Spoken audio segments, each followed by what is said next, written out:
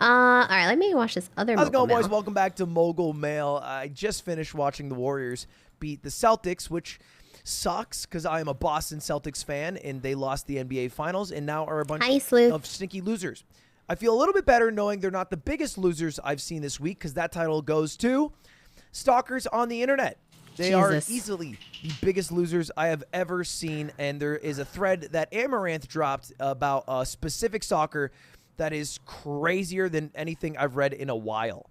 And we're going to talk about that. Holy moly. All the problems. I actually never read this on Twitter, so this is news to me. That women are dealing with on Twitch and the stalkers they deal with and how we can maybe make a positive change. But let's start with this first story, this stalker from Ammo. And it starts with a guy who traveled from Estonia, Europe, the Baltic region, the Polish tree region, who gave up everything in his life to move to Texas. Pinot Pat, thank you for the prime. Camped out at a Starbucks to just look at Amouranth's P.O. box. What in the hopes the that he would go to her P.O. box, grab some things, and go back to her place, and he would be able to follow her home and then find where she lives. And my God. I don't know from there. It's a stalker. I can't follow Probably Monica. Thank you so much for the 6 months. Welcome back. the logic. He did that for 44 days in 33 minutes. Now, throughout all of this, Amouranth was tracking it because, I mean, she's on top of her shit. She's a boss-ass bitch. Nobody fucking with her. But this guy, he did like a scorched earth. He sold everything in his home in Estonia, even his own cat. Came to the U.S. and started streaming this cat. This whole stalking affair. He got a cat in the U.S. that was a stray, and then it disappeared. And he was being really weird, talking about how he needs to do this, even though he knows it's wrong. And he would send messages to Amouranth of him butt-ass naked, saying that he knows she wants him to come. Levels of crazy. Eventually, it came to a head when he walked around with a giant, like, musical instrument carrying case. Like, you know, if you have to play the saxophone, you have this giant case that Ammo is concerned might be weapons. And then he showed up to her house. Now, during all this, Amouranth had armed security. If that guy broke in, it would be goodbye for him. Texas Stand Your Ground laws would have gladly seen that man pee-pee poof. But the police eventually showed up, even though, weirdly, this is a quick aside, they were difficult to work with, she said. They weren't being helpful at all. I think the police, Charlie made a way better video talking about this, are very far behind in dealing with harassment and stalkers. That's true. The police have a very retroactive policy. Like, they won't help you unless someone's already broken into your house. But by then, it's already too late, which is shitty. Anyway, they did show up. They arrested him, and he was deported, and he is no longer in Houston, Texas, and that's what she said is all she can say for now. But crazy fucking situation. The crazier thing to me, though, is that this is not uncommon for women to deal with on Twitch. If you think of a woman streamer right now, just in your head, think of whoever you want. They've probably dealt with stalking. Did you think of Valkyrie? Yes. Pokey? Yes. Cutie? Yes. Maya? Yes. Almost every woman has dealt with some version of this. Brooke has tweeted nonstop about it. She's not going to TwitchCon because she's just that scared about, you know, the security of it. Even though they do a great job with security because of how nonstop the death threats and stalkers are. And it's heart-wrenching. She'll make posts about it, and the things they'll say about her or her boyfriend are terrifying. Sweet Anita dealt with the same thing. Oh, God, Anita's case is scary as heck. And take a look at this. This is some messages from a stalker she had that said, I don't like feeling like a stalker. That was never my goal. I never meant to fall in love. Here I am. At the very least, I guess TwitchCon will confirm my greatest hopes or deepest fears. I've considered that you banned me to hide my face. I'm going to dye my hair and wear a mask then.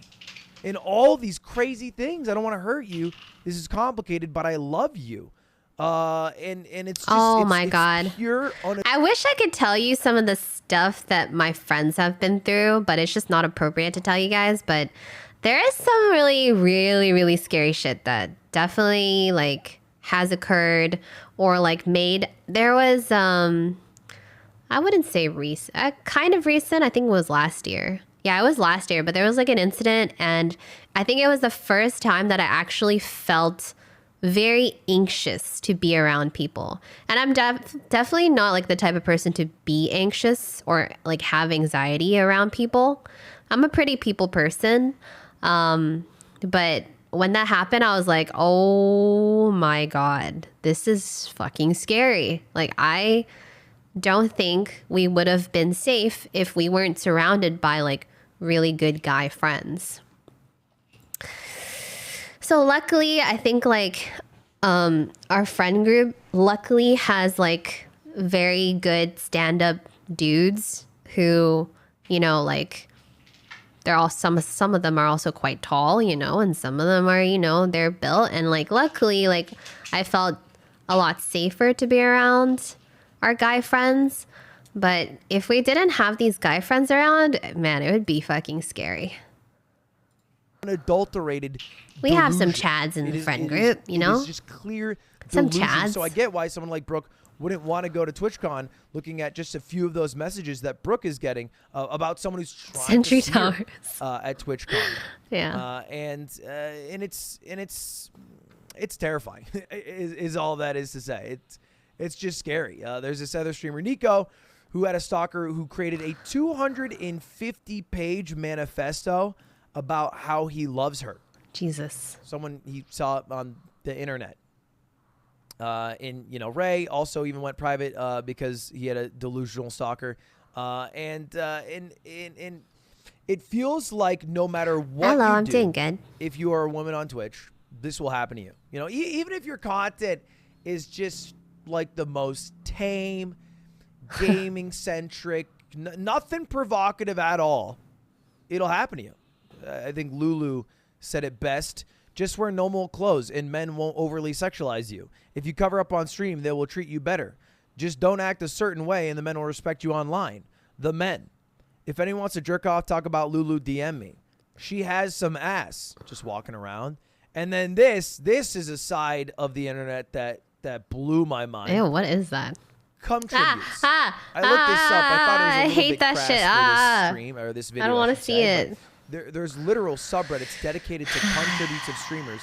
Yeah. And there's a cum tribute of every woman streamer. And sometimes it's like literally them doing I've this. definitely seen just it. Just being a woman streaming, and then just a dude furiously jerking his dick and busting on his own phone or it's TV so sometimes about the streamer just being a human, which to me feels like the slippery slope to being the stalker falling crazy in love with someone that you see online.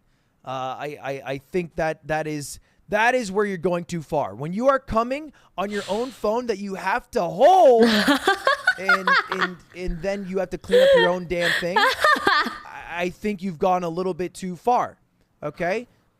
I think I feel comfortable in there. And I'm always reminded of the scariest story of all, which was the one from a few years ago of Gavin Free from the Slow Mo guys. Wait, what is this one? Oh. If you don't know this one, this is like the scary story that all creators should know about. Gavin Free, part of the Slow Mo guys, and McTurney lived together in Texas, and this guy broke into their home with a shotgun. Now, while this happened, they heard it. They ran into some closet. They stayed safe. They stayed hidden. They called the police. The police showed up. There's a shoot-off, and the invader was killed in that shoot-off. That is so scary. The both YouTubers. God, I got goosebumps. That is so scary. But after they looked through, the guy who broke in, it was apparent that he had developed a fondness for Meg Turney, which I think was Gavin Free's girlfriend at the time, and resented Gavin Free for his lifestyle and success. So he basically broke in hoping to kill Gavin and, like, I don't know. Guys, you don't even know how thankful I am that, like, most of the fans that I've met in my lifetime are all, like, relatively normal people. I think the only, like, or not even, like, normal. I think the only thing that's, what's the word? Uh-oh, I'm getting really dank in my brain. The only awkwardness are like literally just fans that might be a little bit like socially awkward or quiet, or like they're not really comfortable with like speaking up and stuff. But like that to me is fine. You know what I mean? Like the social awkwardness part, that's completely fine. Like I don't mind at all. That's cool. But like thankfully most of the people I've met are really cute, really nice, really, really kind, or just maybe a little awkward, and that's fine. Like nobody crazy. But I've definitely seen some stuff. I don't know if you guys were there when Lily has told this story many times, but back when we were, back in the good old days, you know, when we were in like our early 20s, we used to go to a bunch of conventions, and there would literally be certain people, usually guys.